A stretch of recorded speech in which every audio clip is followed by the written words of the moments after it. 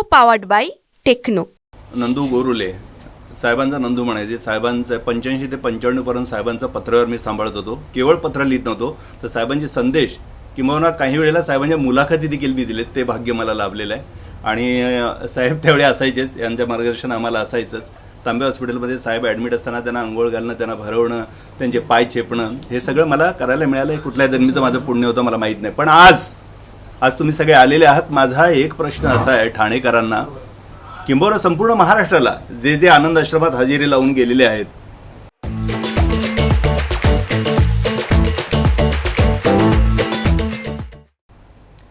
हे आज जो हिडीस प्रकार जो चालू आहे, जो नंगा नाच म्हणतो मी त्याला, नंगा नाच म्हणजे केवळ कपडे काढून नाचणं नव्हे, तर त्यांच्या मनोवृत्तीचं जे नागडं प्रदर्शन आज बघितलं, हे विचारणारे एक विचारेच आहेत का ठाण्यामध्ये?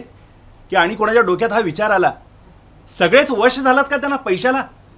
माझ्या साहेबांना तुम्ही पैशाने ओवाळताय. तुमच्यासारखे 50 मुख्यमंत्री पद आम्ही साहेबांच्याकडून ओवाळून टाकू.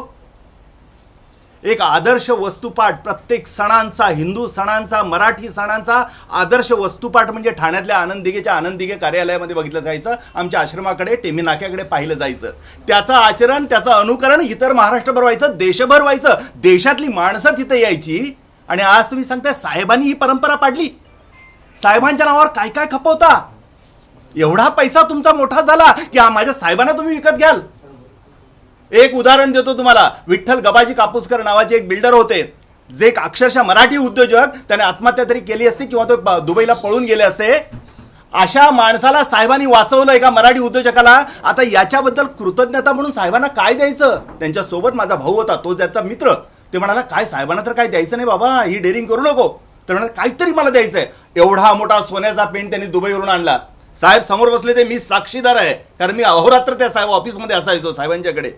ते आले, साहेब असे बसले होते, साहेबांच्या पाया पडले. साहेब तुम्ही मला वाचवलं, हे सही करायला एक छोटंसं पेन घ्या, गोल्डचं आहे. साहेबांनी असं बघितलं, ज्याकडे पेन घेतलं, बाजूला ठेवलं, ते पाया पडून निघून गेले. समोर मुलं होती ज्यांना आम्ही वह्या पुस्तकं वाटायचो. तुम्हाला माहित आहे, दिघे साहेबांच्या ऑफिसमध्ये जुन्या लोकांना माहित असेल कशा रांगा लागायच्या क्रिकेटचं साहित्य घ्यायला, वह्या पुस्तकं घ्यायला.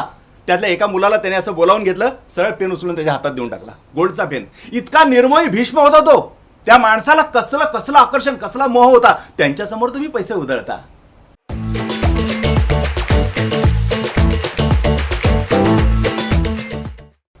आणि आता सांगता साहेब पराभूत जाऊन शिष्य झालं. अरे पैशामध्ये तुम्ही मोजता, राजकीय यशावरती तुम्ही दिघे साहेबांचं मोजमाप ठरवता. अरे आज हे वाघ एकच आहे ना, हाच तुम्हाला चॅलेंज देतोय. आज अख्खा संबंध महाराष्ट्रामध्ये, ठाण्यामध्ये एकच चॅलेंज देणारे राजन विचारे म्हणून यांचंच नाव पुढे येत आहे. किती दिवस तुम्ही नाचाल? हे साहेबांना तुम्ही नष्ट करून टाकताय. आज कितीतरी तुमच्यातले, तुमच्या घरादारातले जे डॉक्टर, वकील, इंजिनियर, परदेशात गेलेली माणसं आहेत ना, त्या निर्मोही भीष्मानं निर्माण केलेत. दिवसाला 150 पत्र मी लिहायचो एकटा. संपूर्ण ठाणे जिल्ह्याचं दुःख पिणारा तो तिथे महादेव त्या शिवालयात बसलेला आमच्या आश्रमामध्ये. आज त्यांना बदनाम करताय तुम्ही, असे पैसे उधळता. लाज वाटली पाहिजे मुख्यमंत्र्यांना. आणि माफी तर मागूच नका. तुमची माफीच नकोय आम्हाला, तुमची माफीच नको. नरेश म्हस्के तुम्ही काय होता हो? काय म्हणता तुम्ही? झालं जॅकेट कोट झाला म्हणजे तुम्ही खरोखर देशाचे नेते झालात? आज संपूर्ण ठाणे संपवलं तुम्ही. ठाण्याला बदनाम केलं, ठाणेकरांना बदनाम केलं. जो साहेब, माझे दिघे साहेब अहोरात्र तुमच्यासाठी लढले, तुमच्यासाठी तुमचं रक्षण केलं. अनेक प्रसंगामध्ये तुमच्या मुलाबाळांना नोकऱ्या दिल्या, ऍडमिशन दिलं. त्यांचा दरारा होता म्हणून तुम्ही ताट मानेने फिरू शकत होता. आज कोणच तुमच्यापैकी विचारणार नाहीत का ठाणेकर? मी तुम्हाला विचारतोय. मी आहे कोल्हापूरचा, पण स्वतःला ठाणेकर मानतो, कारण साहेबांच्या जवळ 10 वर्ष काढली. मी स्वतःला ठाणेकर मानतो, मी यांचा कार्यकर्ता मानतो. कोणच विचारत नाही.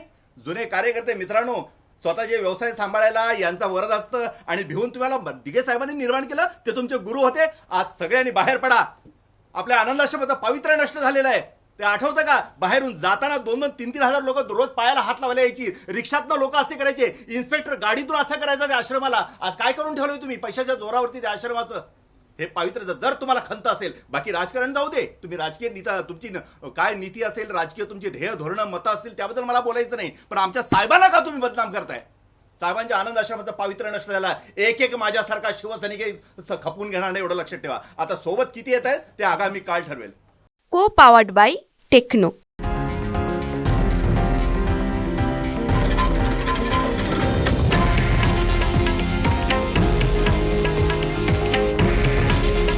हे आहे देशातील नंबर 1 न्यूज नेटवर्क आणि आपण पाहत आहात TV9 मराठी. काळजी तुमची, हित महाराष्ट्राचं.